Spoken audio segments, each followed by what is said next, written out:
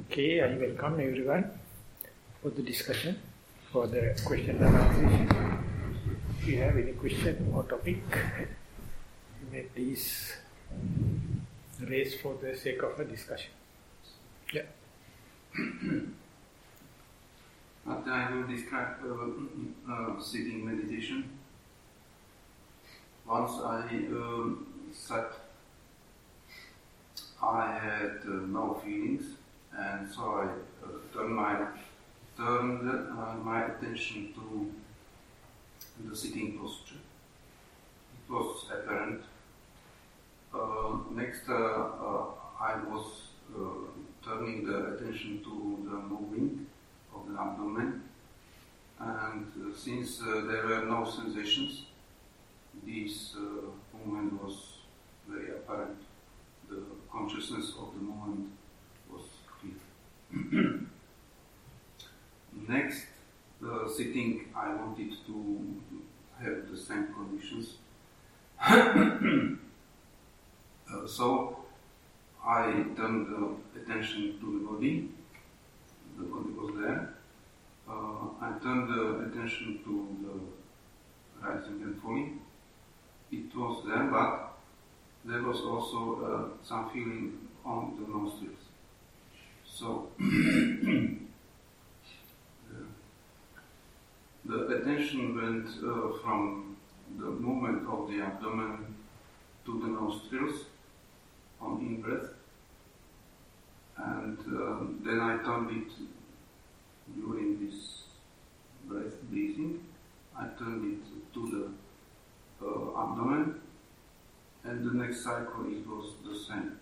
After the in-breath, after a while it was the awareness of the nostrils, the touch of the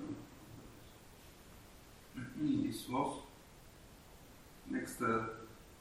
When I can say something to walking meditation, I was a bit disturbed by walking, and then I realized that my shoes make a noise touching the ground, and then there was some shaking of the mind. So next I realized to hear the sound first, and after the sound was away, I turned the attention to the feet, and then it was clearly seen to this changing the process of the changing the weight when I put the weight. That's the second one. The third is when I do some daily activities, it is so that sometimes it is very clear that I'm on one point, and then I realized that I'm going to another point, for instance, to the sitting meditation, and I make clearly the decision to go there, and then I'm going there, and then stand, I am here, and the next activities either on autopilot or either fully aware of it, but it happens. Posture to posture, sitting to standing, while you are changing the posture, was the mindfulness continuous? Sometimes I am, for instance, I'm coming to the sitting place, then I am standing to sit to the statue, and next I realize to sit down, and it is I am watching the whole process to go down and to touch the buttock with the ground and so on. So equally, when you mind coming from the sound to the walking, object to object, sound object disappears, and then attention comes to the walking. Yes. Throughout that, was the mindful continuous or you are disturbed? No, when I decided to watch firstly the sound and next the touching, it was quite okay, quite good feeling. It was quite. So this is called the posture junctions. From one posture to the other, continuity of the mindfulness. One object to the other, maybe from the secondary object to the primary object, or primary object to the secondary object, mindfulness continuous.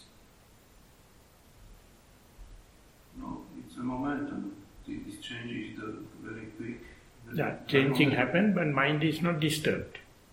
No, it is disturbed only when it is not seen clearly, but I can realize it that when there is, for instance, walking and hearing together.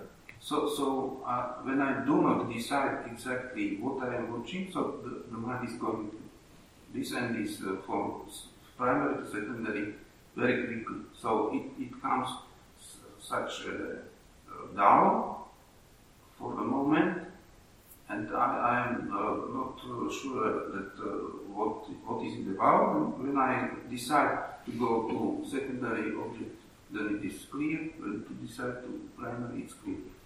So it's a decision or it's a natural thing to come from the sound to the... Sometimes sometimes it is natural, but it is not always the decision to go there. It is the decision not to catch the primary object hard, but to let it go. And next, I can go freely there or freely there. This is decision before the process, not during the changing. Yeah, that is why that when you keep on meditating, whenever you are not mindful, you feel kind of a moral shame and a moral fear, so that naturally mind come back to the primary object. Without your decision, without your will, without your volition, mind tends to come back to the primary object. That is the kind of security, because primary object is more secure. It is not defiled. It is the wisdom is clear. Whenever it is going there, it is coming back. So you are just observing. You are not pulling the mind back from the secondary object to the primary object. It is naturally coming. That's the case now, these 1 or 2 days, because before I had no primary object. So I had no primary object, so I was not able to go elsewhere when it was not apparent. So now this primary object is being clearer, and so I can be used to go to primary object as to go home. Yeah. But till now it was not possible because of it was not apparent. So the example given is when a caravan is crossing a desert, the leader of the caravan, he knows the oasis. Others do not know. So if trouble happens, the leader knows how to lead the caravan to the oasis and get water and everything. Other people do not know. So we are not going to the caravan. Caravan is not going to the oasis. The caravan is crossing the desert. When the problem happens, you must know the close oasis whereby you can replenish water. So likewise in mind, after a while, like the leader of the caravan, understand if there's a trouble, I have to go back to the primary object. It's an oasis.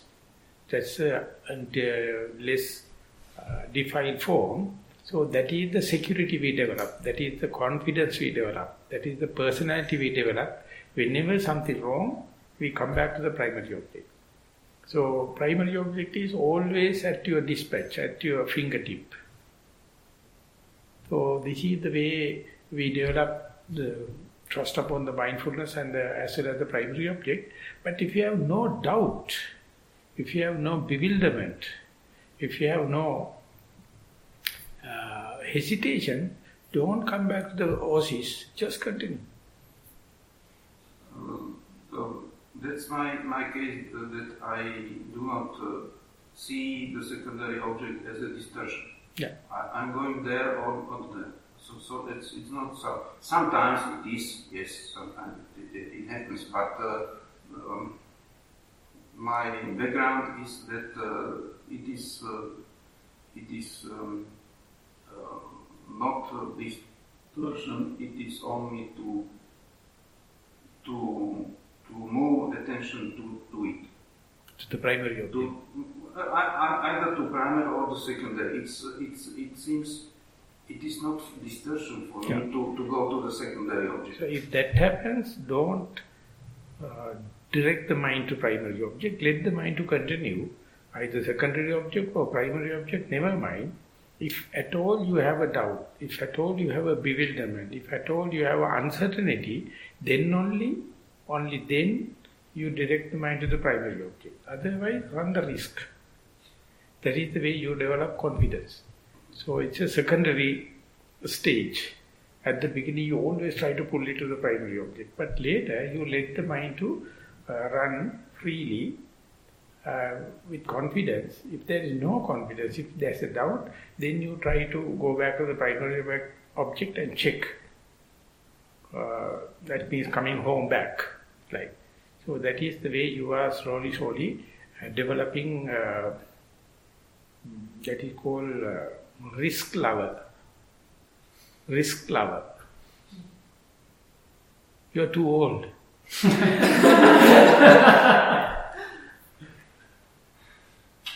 didn't understand. You don't understand. Too old. That is the case. You have to love the risk. Allow the risk, yes. Yeah, risk lover. So you have to be a lover. Risk lover? Yes. It's yes, I love calculated risk.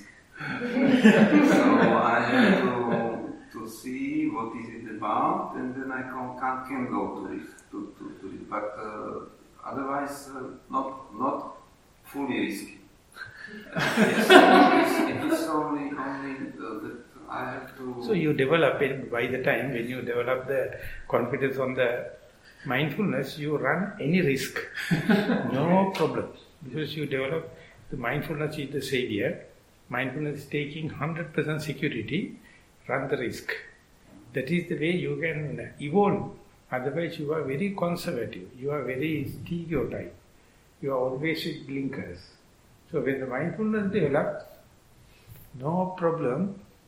It says that frog jump into the old pond, plop. Understand? No. I have to explain that I can speak something in English concerning to the Dhamma. But when the frog is not Dhamma. Old pond is not Dhamma. Frog jump into the old pond, plop. When one is going outside these words to the usual English, I am not sure. No, this is usual English. Frog jump into the old pond, plop. No method, no rationality. You run a risk, jump. That's it.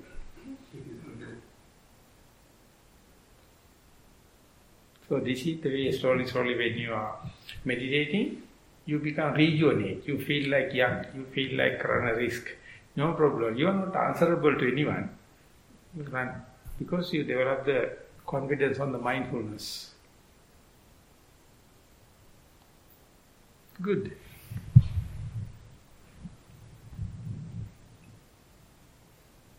Bhante, I'm more cheerful today than yesterday, and the food doesn't taste pale anymore. On the other hand, I'm much more distractible and agitated, and mind tends to do a lot more storytelling and wondering. And I get kind of frustrated by that because I thought, yesterday was so calm, and now today it's beginning going all places and planning follow things like what I'll do after the retreat. Yeah.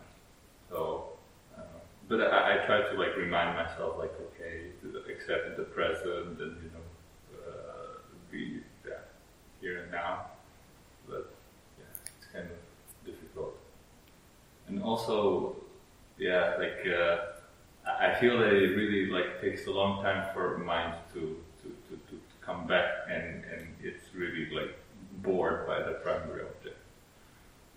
So in the early discussion, the other question, you know that your mind is calm and quiet on the primary object. And now, second situation, you know your mind is wandering, daydreaming, fantasizing, frustrated, and that knowledge. Which knowledge is more adventurous? But I think I only find out when I come back that I was distracted. Yeah? So, knowing that I am distracted, knowing that I am in the primary object, which knowledge is more adventurous? I think the first one, but I think me realizing that I was distracted until now is only when I kind of find out that I'm distracted. So by the time you understand you are distracted, you are back in the object. Yeah, that's true. So then what is the use of worry? So you must be happy from the distraction, some or the other, without my involvement, without my direction, without my adverting, mind came back home at peace. Why don't you throw a party? We're not allowed parties. Oh, why always telling about that mind is going out, but this time that already mind came back home by itself. So this is the way you have to appreciate the correct thing. Don't talk about nonsense.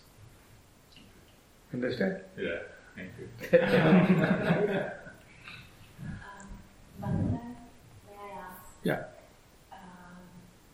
It's about daily life practice.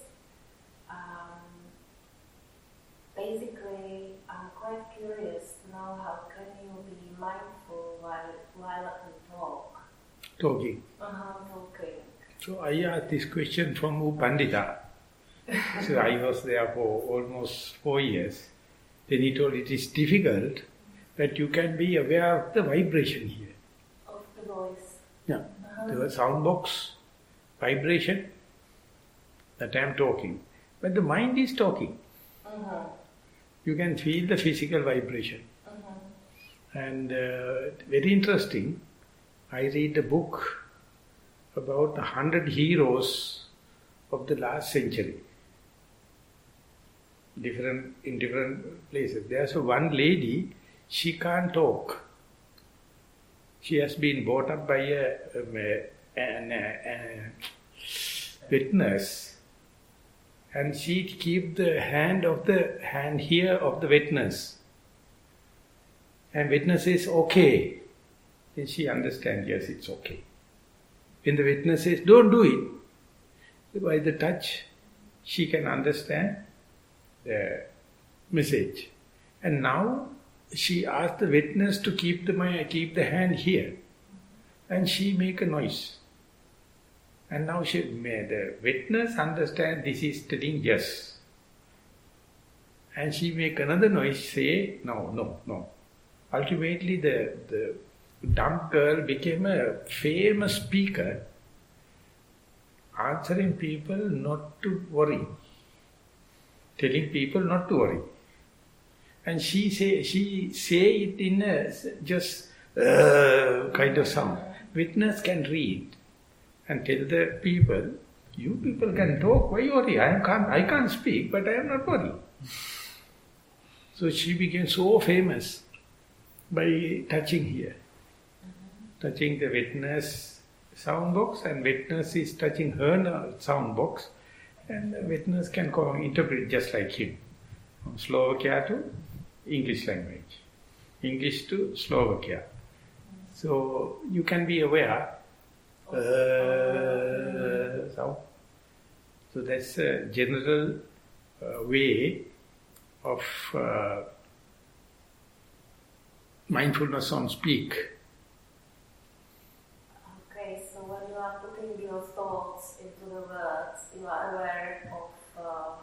the vibration. Of the vibration you make. And sometimes your mind is talking too hard. You are not really talking, but still you feel tired.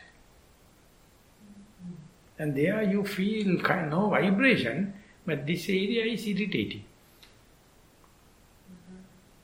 Due to your inner talk, inner chatter.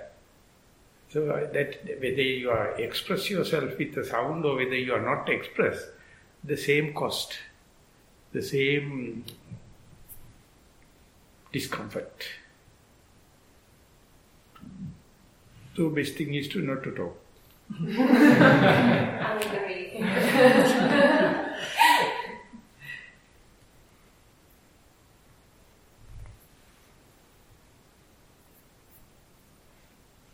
And how about listening?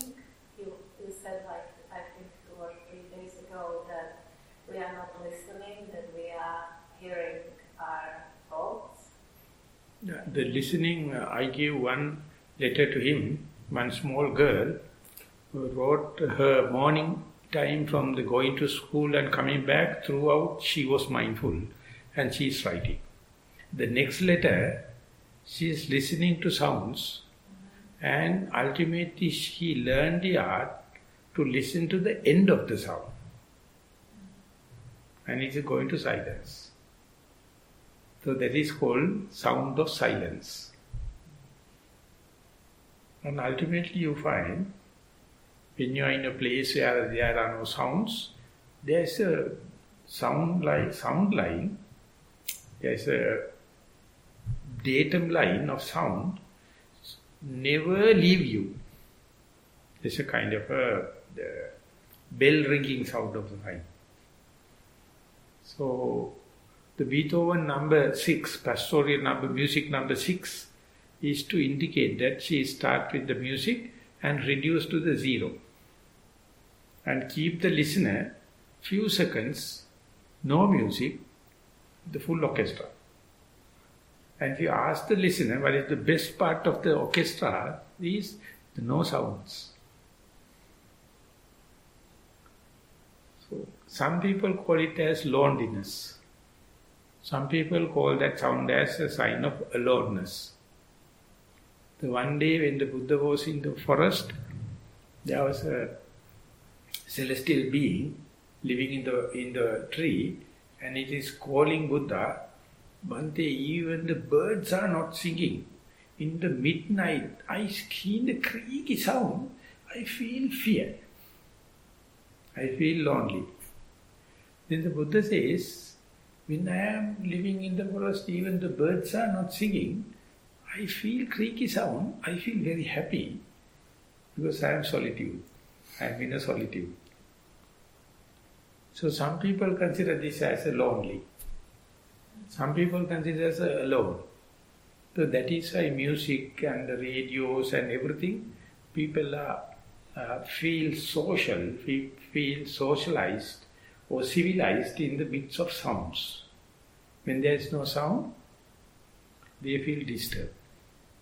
Pandita used to say, there was a railway engine driver. You can remember the steamrollers? You put coal and the steamroller is running and then the engine is running and the railway is running. So after the pension, after 55 he got pension and he got a problem of insomnia. He can't sleep now. So one day his assistant paid a visit and went there and just talked and say, how is my boss and kind of. The wife told, he's in utter trouble. He can't sleep now. Then the assistant said, what nonsense. When I was working, he was all the time sleeping in the engine room. Now how come that he can't sleep? So he went to talk to the boss. And he said, look for trouble, I can't sleep. Then what he did was, the assistant, he went there and recorded the sound of the running engine. And came and put in near the bed, he was nicely sleeping. As far as the engine is running, he can sleep. That means assistant is working. If the engineer is not running, his mind is troubled.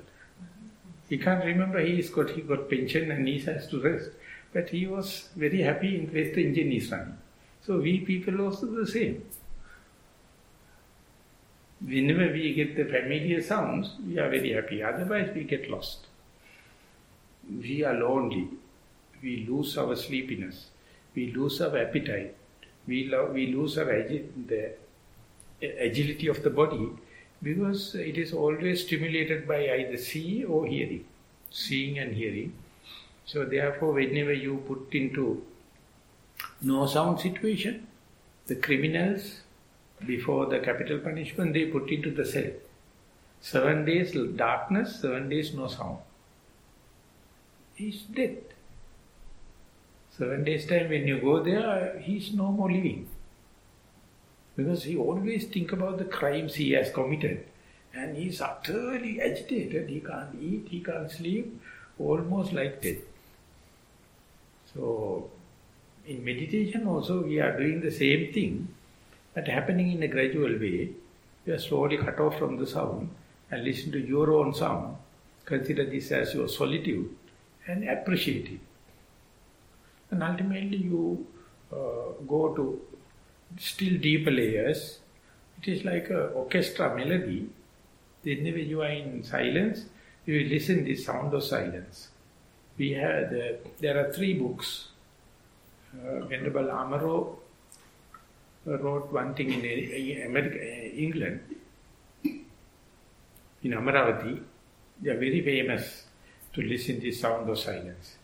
And there's a very famous book from Japan.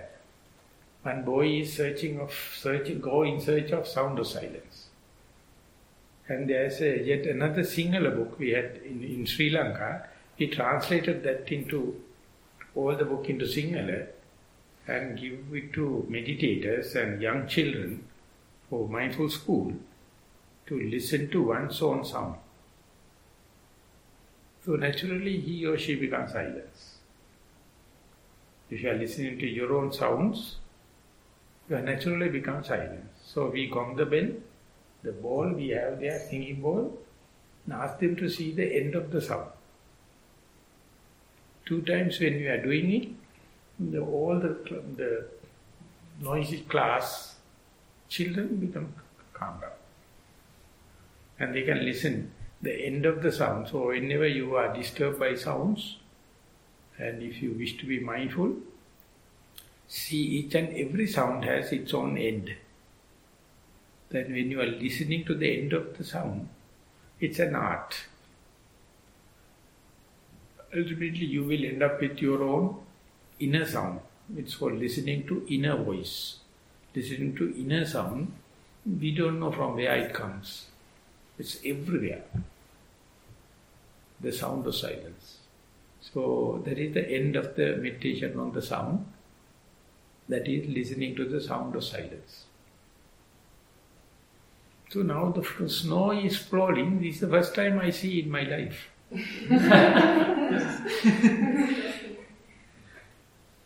So I am not in the discussion, I am outside.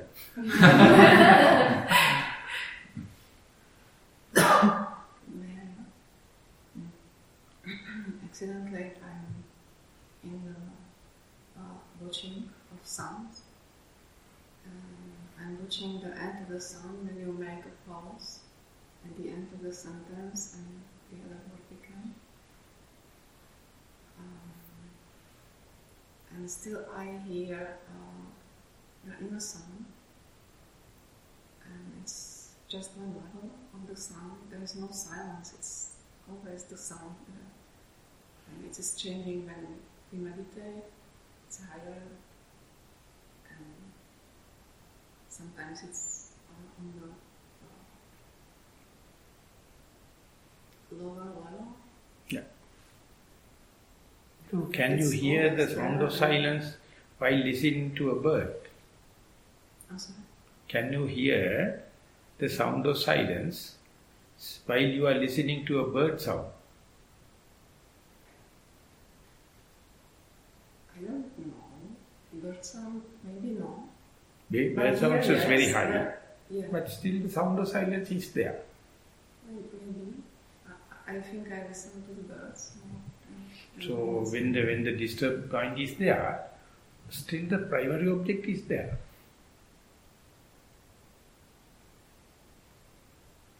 Over the secondary objects, everything is there, but still if you look, at that time also you can see the primary object. Likewise, when you are listening to any noise, any voice, still you can be aware of the sound of silence, then you are cut off from the voice and the noise. You can dwell upon the sound of silence, so you are almost like deaf. That's why the Buddha says, even if you listen, behave like a deaf. Even if you are an eyed person and see, behave like a blind. That means you see through it. You are not carried away by what you are seeing. You are not carried away by what you are listening. Because you have the refuge, you have the sound of silence. The problem is, when something is true, I hear like bells. Before the bird sound of silence. After the bird sound of silence. Can you hear the sound of silence while you are listening to the bird sound? That's the challenge. Yeah. Maybe when outside sounds are too loudly, I cannot hear it. But still, sound of silence is there everywhere. So don't worry about the distraction. Don't worry about the people are talking and communicating. You see through and go through and listen to the sound of silence. Then you're almost like deaf. People are shouting. Who cares? But it never stops. Yeah. The sound of talking stops sometimes, but it's always there. So exactly like that, there are signals to say that I am not dead. There is a signal to say I am not sleeping. There is a signal to say I am not unmindful. I am not unconscious. So whenever these three happen, I am living, I am not sleeping, I am mindful, is throughout the day. Then you are enlightened. So whatever happened, your mother died and anything happened, you can understand, yes, mother died, separate issue, but I am living. I am not sleeping. I am mindful. So whatever the trouble, whatever the danger, that can't disturb your being. Just being. So always you have to be with the being. I am being because I am not dead. I am not sleeping. I am not unmindful, unconscious. So listen and learn that taste. When you understand that I am not living. Or I am living, sorry. Whenever you understand I am living, whenever you understand I am not sleeping, whenever you understand I am unmindful or mindful, what is it? How to verify it? Then you are thoroughly in the present moment. You are living. You are a human. And if we all can go into that situation, we all are the same. So I ask the Buddhist people when they have common congregation and says, be here and now. If you wish to see the Buddha's mind, when you are here and now, that is the Buddha mind. So it's auspicious, it's spiritual. Be here and now, and that you are sharing the mind with the Buddha. Whenever you are not mindful and you are distracted, sorry, you can't get connected with Buddha. Otherwise, Buddha is sitting by you. Just like, here now I am. Here now I am.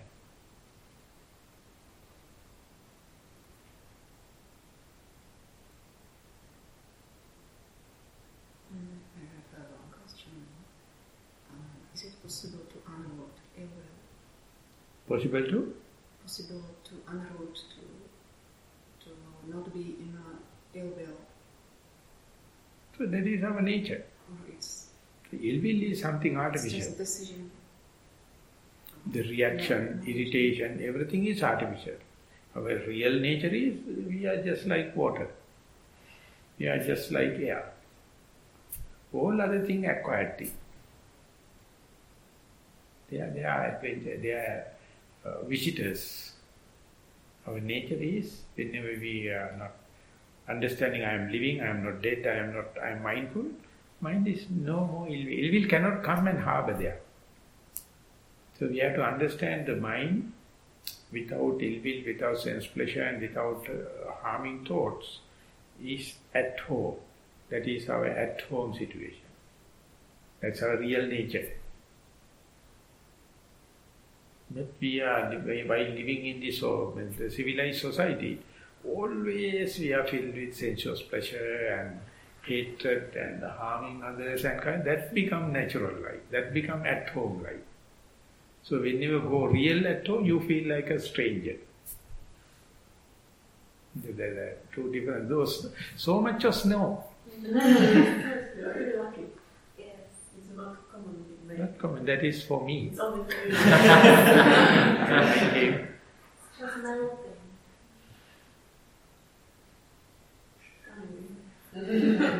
Special show. Can I ask you, it's perhaps just sharing?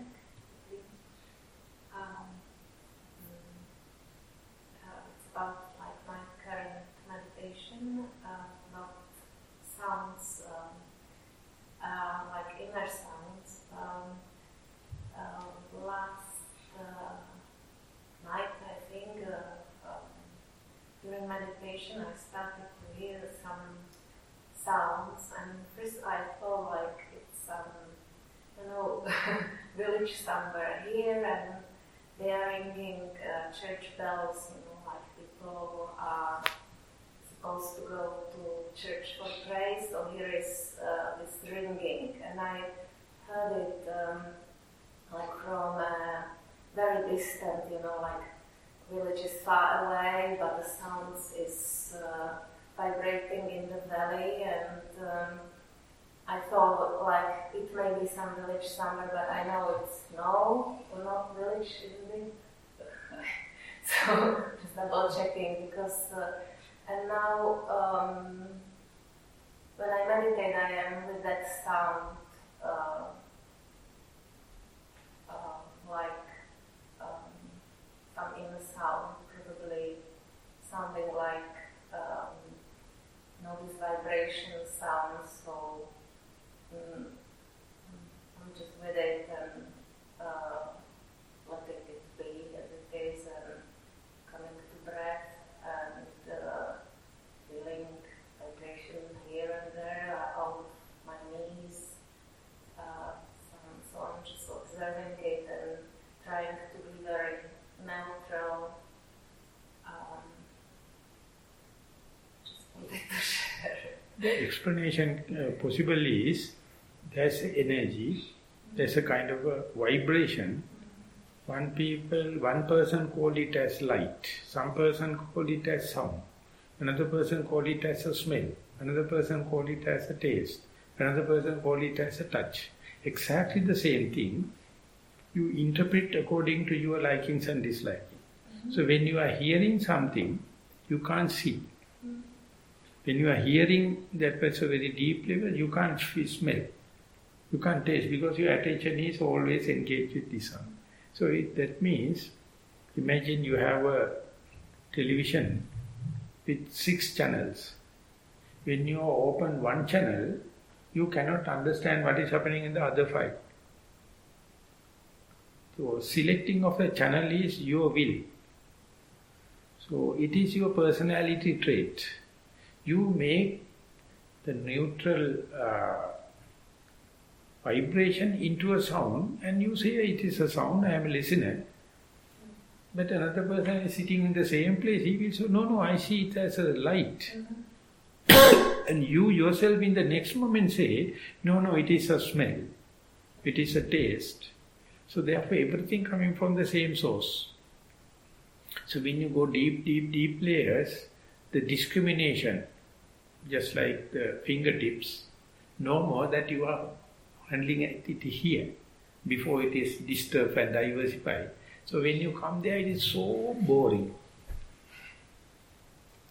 Morning to evening, exactly the vibration, exactly the energy. You are not happy. But that is the most undefiled form, the most at-home situation. So your mind is interpreting, no, it is not neutral, it is a sound.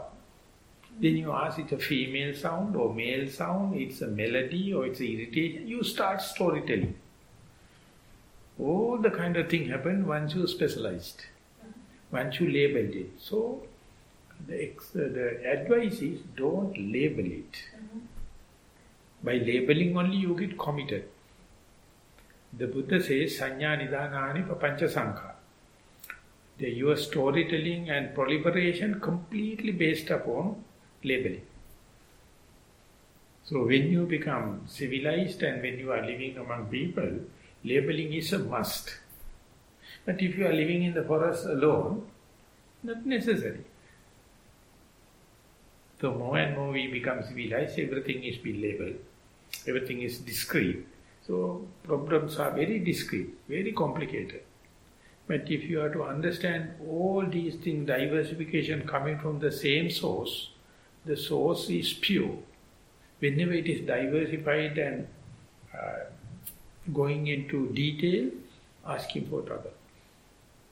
So that is the world outside. That's the world we call senses world with senses. But when you from the senses you come back and come here, and you find everything is, you have the basic potential, you have the basic possibility, but you have not manifested yet as a sound or as a light or smell. The example given is the potter in front of a clay. He has not prepared any pot yet. Clay as such. Whenever he put a pot, he claims, this is my pot. So when it's broken, he heartbreak. But if you keep it as a clay, no breaking, no heartbreak. When you create something, that leads to that whenever once you created and when it is changing, whenever evolving, you feel sorry.